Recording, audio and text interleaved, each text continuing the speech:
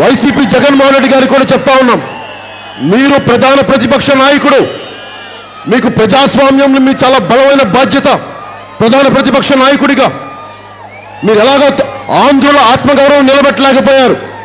కనీసం బాధ్యత గల ప్రధాన ప్రతిపక్ష నాయకుడి కింద అయినా సరే మీరు అసెంబ్లీకి వెళ్ళండి.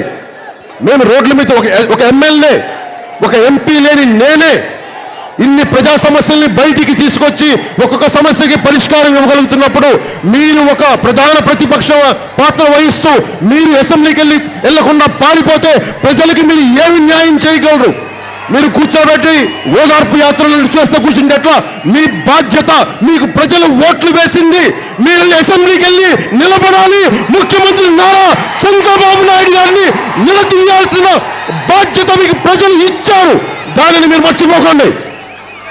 మాట్లాడితే పవన్ కళ్యాణ్ వ్యక్తిగతంగా విమర్శించడం కాదు, మీరు వెళ్ళి ప్రజలకు జరుగుతున్న అన్యాయాన్ని వెళ్ళి తీర్పాలు పట్టండి అసెంబ్లీకి వెళ్ళి. అప్పుడు మీ మగతనం బయటకు వస్తుంది.